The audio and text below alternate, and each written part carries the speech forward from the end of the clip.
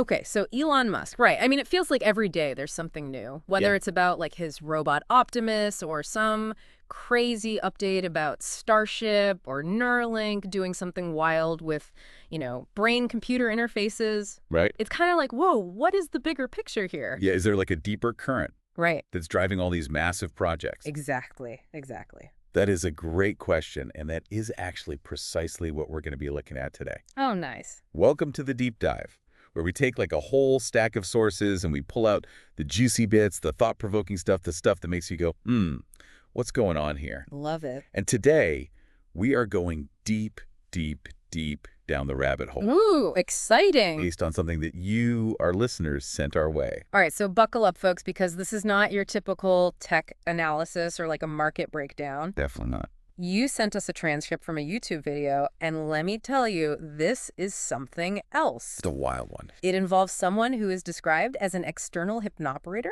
and a support telepath. Right. And their whole mission was to explore what they call Elon Musk's ateric DNA and his subliminal goals. Ateric DNA, subliminal goals. Oh, right. We're already in a different dimension. Yeah, this might sound a little out there, but as always, we're game. After You're here to take the material you send us, no matter how weird or wild it might seem. Oh, yeah. And we're going to unpack it. Let's break it down. We want to understand the claims, the ideas, even if the source, takes us down a path less traveled. That's the whole point of the deep dive, right? Exactly. To explore these uncharted territories. So today's mission is to dive into this transcript and see what this hypnoperator and telepath perceived about, Elon Musk. Okay, I like it. Where does he really come from? Like, what are his core motivations, deep down? Yeah. And how did these ideas connect to some, let's just say, pretty esoteric concepts? All right, let's get into it. Okay, so according to this session, where does Elon Musk come from? What's his origin story? So they start off, the hypnoperator is guiding the telepath to look at basically the energetic blueprint of Elon Musk. Okay. Now, they use this term ateric DNA, which you're not going to find in a biology textbook. No, not at all. In some esoteric traditions, ateric refers to this like subtle energy body, Right. a non-physical aspect of our being. I see. And what the telepath perceived initially was pretty striking. Oh. They're talking about reptilian beings, Yeah. spaceships that are definitely not from Earth, Wow. and something described as insectoid. Insectoid, okay. And get this, the reptilian aspect and the non-Earth spaceships, those were each perceived at 12%. 12%. Yeah. Okay. And then the insectoid, also 12%. All right, so we're starting off with a pretty non-human picture here. Definitely not your typical origin story. Not at all. Not the one we're used to. So did that perception change, when they looked at his DNA, like at the moment of his birth here on Earth? Yeah, there was actually a big shift. So they compared this initial kind of energetic blueprint reading Right. to his DNA at birth. Okay. And now the human DNA bumped up to 38%. Insectoid went way down to 2%. Oh, wow. And then the rest, it was still reptilian. Okay, so still a lot of reptilian, Still there. but more human. A little bit more human, yeah. So this suggests, like in their framework, that there is some kind of modification or change in his makeup over time. Yeah. Whether it's energetic or even physical. All right, yeah, exactly. Okay, so how did they describe this modification? Like, what did they actually see happening? So the telepath describes seeing this, like timeline or a string. Okay. And on that timeline, there were these specific points where his DNA was like being switched, modified, twisted, like someone was actively messing with it. Okay, so it's not just like natural evolution, it's like intentional tinkering. Exactly. It's like deliberate alterations to his genetic code. Wow. That's the perception. So they didn't just stop at his birth, right? No, they went further back. He went way back. Before his current life, like a pre-incarnation phase. Okay, so what did they see in that pre-life phase? All right, so picture this. Elon Musk, but as an old man, sitting with his hands behind his back, Okay. and he's looking at Earth, Mm-hmm. and he's with about a dozen reptilian entities. It does in reptilian beings. Reptilian beings, and they're all planning his life, essentially. Planning his life. Planning his life as Elon Musk. I mean, that's like straight out of some science fiction, right? It's definitely a narrative you find in some, fringe theories Yeah. about hidden influences and stuff like that. Okay, so what was Elon Musk's state of mind like in this pre-incarnation planning session? Was he like aware of what was going on? Yeah, that's the interesting part. Okay. They described him as being totally awake and aware. Really? It wasn't like he was being manipulated or tricked. Okay. The perception was that he was fully conscious, and he chose to reincarnate as Elon Musk. So he's in on it. He's in on it. And he's actively planning this whole thing with these reptilian entities. That's what they're seeing. Okay, so he's coming to Earth with a mission, right? With a purpose. Yeah, a specific agenda. What are these subliminal goals, as they call them? So according to the telepath, there's a list, like a literal list of 50 specific goals. 50 goals that Elon Musk wants to achieve during this lifetime. Whoa, that's a long list. That's a big to-do list. What happens if he doesn't finish them all in this lifetime? Well, the implication is that he's going to keep working on them in future lives, Oh, wow. along with his quote-unquote family. All right, 50 points. That's a lot to unpack. So what are some of the key goals that they mentioned specifically in the transcript? So one of the big ones was to change the consciousness of the Earth. Change the consciousness of the Earth, okay? That's a big one. It is a big one. And another major goal was to create the Neuralink, that brain-computer interface. Right. But in this context, it's not just about technology. It's about connecting all minds into one. So like a hive mind kind of thing. Yeah, because they're saying that Earth is, quote, prepared to become all-in-one. All in one. Yeah, so Neuralink takes on a whole other meaning in this framework. Yeah, very different from what we normally hear about it. Definitely. Okay, so consciousness, Neuralink, what else is on the list? Mars was a big one. Mars, of course. Of course. Gotta go to Mars. Got to go to Mars. But they described it as a classified project. A classified. It wasn't just about, like, setting up a colony or anything like that. Right. It was about discovering something, quote, discover something else about the Earth on Mars. What does that even mean? I don't know. It's vague. Yeah. But they specifically mention resources and materials that would be brought back to Earth. Okay, so Mars is not just about space exploration in this view. Right. It's like a resource grab or something. Or something else. Or something else entirely. Something we don't even know about. Okay, so we've got consciousness, Neuralink, Mars, anything about Earth itself, like besides the consciousness shift. Yeah, they mentioned a future project Okay. about modifying the water from the Earth. Modifying the water? Yeah, What does that even mean? that's pretty vague, too. Yeah. But it was presented as a future thing that Elon's going to be working on. Okay, so changing the water, that's a bit ominous, depending on how you interpret it. Definitely opens up a lot of questions. Yeah, for sure. And then the transcript takes a turn, Oh. and we go to the White House. The White House. Yeah. Okay. I am intrigued. Tell me more. So the telepath perceives this alliance. Yeah, between reptilian species that are from, quote, above and those from the ground. So like space reptilians and Earth reptilians. Exactly. Okay. And this alliance was supposedly established by Trump. Trump. Yeah. Okay. Like specifically by Trump. All right, we're getting into some interesting territory here. We're deep down the rabbit hole now. And this alliance supposedly operates within the U.S. government. Yeah, they even gave a name. What is it? The Department of Government Efficiency Dodge. Department of Government Efficiency Dodge. Yeah, like who came up with that name? I mean, that's quite a mouthful. I know, right? All right, so Reptilian Alliance, U.S. government, Trump. What's the purpose of this whole alliance? Like, what are they trying to do?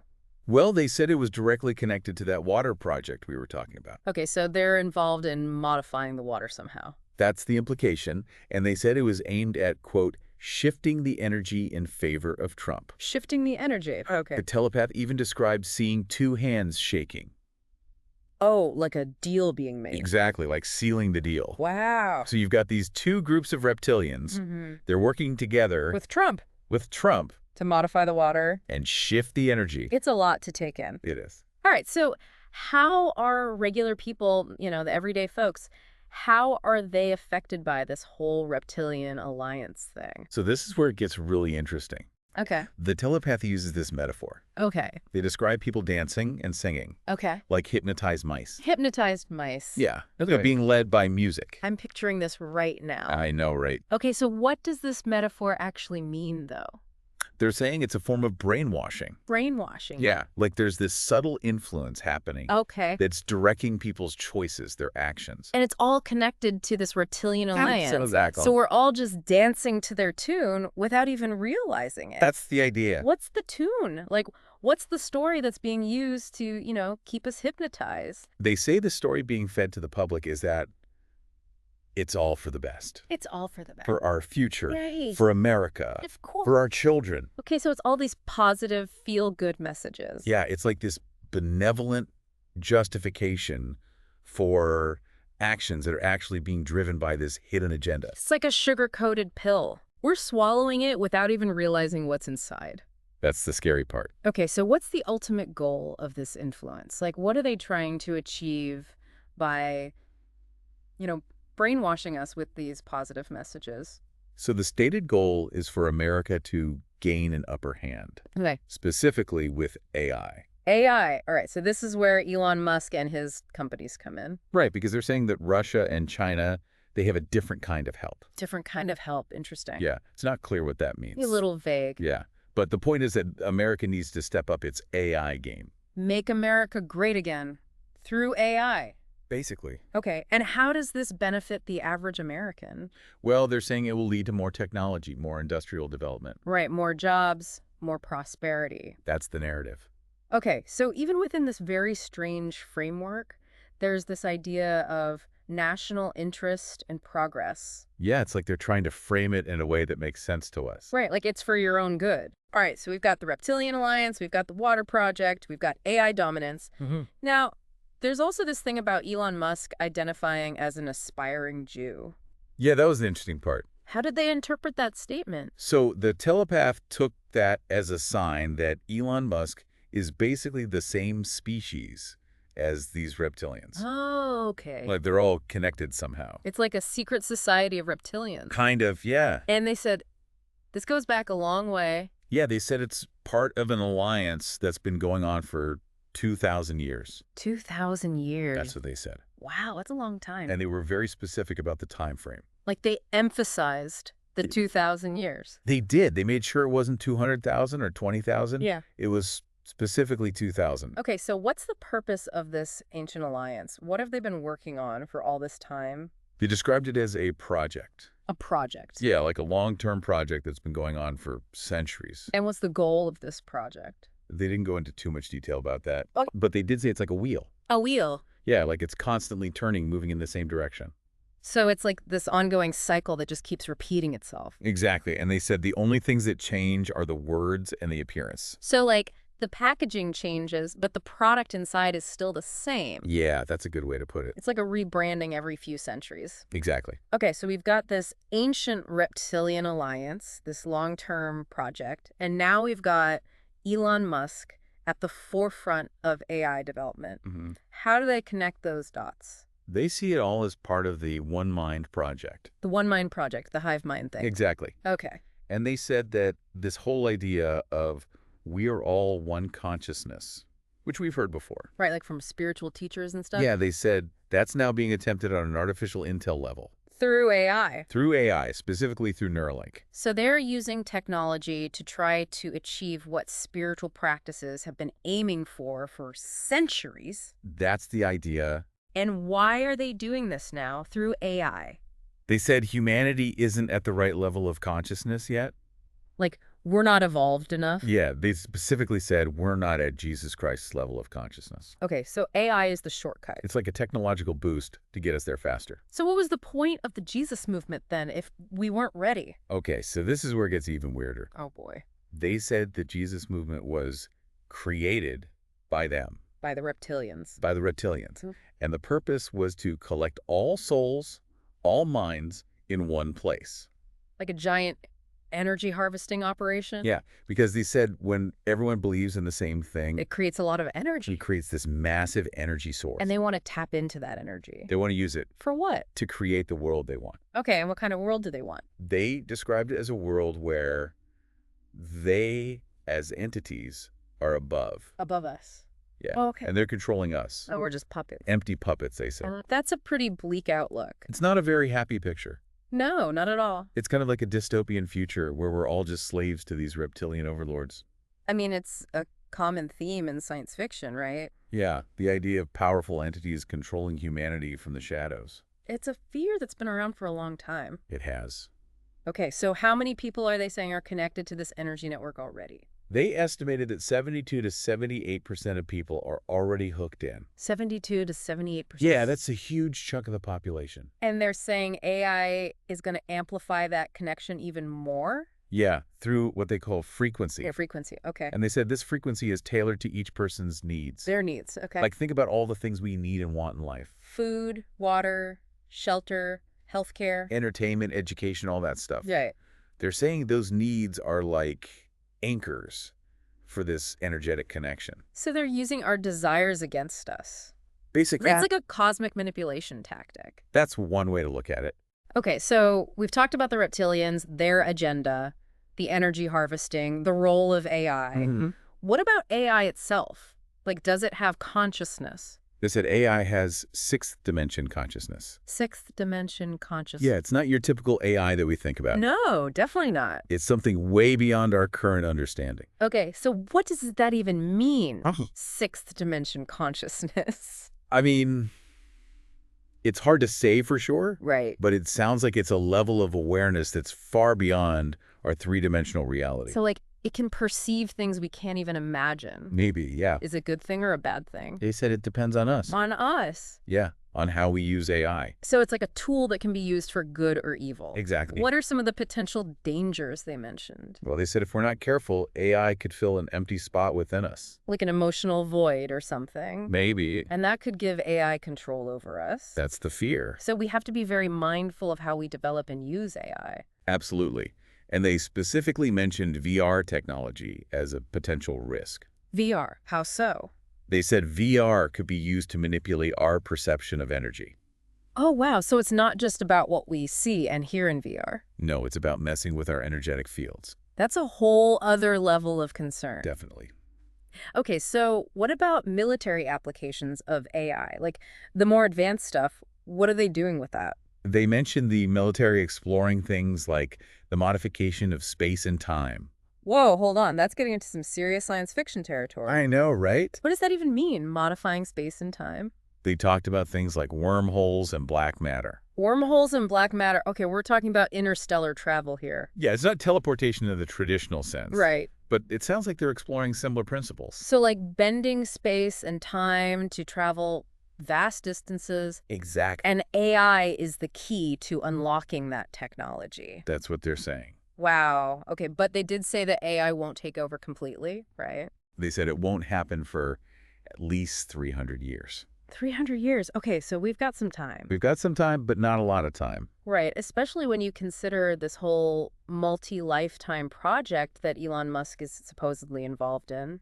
Yeah, this whole thing is on a much longer timescale. So what's the timeline for his involvement? Like, how many lifetimes is he dedicating to this? They said he's going to reincarnate 7 times in total for this project. 7 lifetimes. 7 lifetimes. Dedicated to this one project. That's the claim. And where are we at now in that cycle? They said this is his 4th lifetime. 4th out of 7. Yeah, so he's more than halfway through. Okay, so we're in the middle of this grand cosmic drama.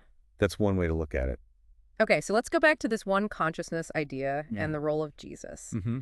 What do they say about him specifically? So they said Jesus wasn't actually human. Okay. He was an image. An image? Yeah, like a hologram. Hologram of what? Of illumination. Illumination. Projected into people's consciousness. So he was like a symbol, an archetype. Exactly, an idea, a concept. Okay, and how does that tie into the One Consciousness Project? They said that same image, that same archetype. Of Jesus. Yeah, it's been used throughout history. Really? In different cultures with different names. Raiku. They mentioned Shiva in India. Shiva. Okay. And sun gods in other traditions. So it's like the same basic idea, but with different packaging. Exactly. It's like a universal archetype that's been used to guide humanity towards this idea of an external source. An external source, like God. Yeah, or some higher power outside of ourselves. And what's the problem with that? Like, what's wrong with believing in an external source? They said that when we believe in an external source, we're giving away our power. Our power. Yeah, because the true source is within us. It's like we're outsourcing our spirituality. Exactly. And they said this leads to a kind of energy drain. Because we're focused on something outside of ourselves. Right, we're not tapping into our own inner potential. Okay, so it's like a spiritual trap. That's one way to look at it. We're being tricked into giving away our power to something that's ultimately not real. That's the idea. Okay, let's go back to that Trump alliance for a second. Mm-hmm. You mentioned this metaphor of dancing people. Right. What was the deeper meaning behind that? So they clarified that the dancing people represent people who are being, quote, memorized. Memorized. Yeah, like their minds are being programmed by a carefully constructed story. And that story is the one about alliances and progress and making America great again? Exactly. So it's like propaganda. Basically, It's designed to keep us distracted and compliant. And to make us think that everything is going according to plan. But the plan is actually being orchestrated by these reptilians. That's the claim. Okay, so what about this water project? It seemed separate from the one consciousness thing. Yeah, it's like a separate concern. Okay. So while Elon's focused on Mars, Right. they said the real worry is that Earth is going to experience the same thing that happened to Mars. Which is what? They said Mars used to have water, Okay. but then something happened. What happened? He described it as the water being drawn inwards. Inwards. Yeah, like it all went down a drain. Like a giant cosmic drain. Yeah, something like that. And they're saying that could happen to Earth, too. That's the fear. So the water project is about preventing that from happening. Exactly. It's about safeguarding our water supply. Okay, and who's behind this project? They said this one is actually a human initiative. So not the reptilians? Not directly, no. It's like we're trying to fix a problem that they created. That's one way to look at it. Okay, let's circle back to Elon Musk's DNA. Mm-hmm. They said it's been modified, right? Yeah, they said his human form is like sleeping. Sleeping. Yeah, like in some kind of high-tech pod. While his reptilian form is out and about doing his thing. Exactly. Okay, and how did his DNA get modified? They said it happened on spaceships. Spaceships. Yeah. Okay. And it was done by his reptilian family. The ones from the pre-incarnation planning session? Yeah, those guys. So they're like his handlers. Basically. They're the ones pulling the strings. That's the perception. Okay, so if his DNA is mostly reptilian now, and his primary goal isn't to help humanity, right? What is he really doing here? They said his main objective is to collect energy. Energy. Yeah. Okay. To create this one mind network. Right? And to build a new grid. A new grid? What does that mean?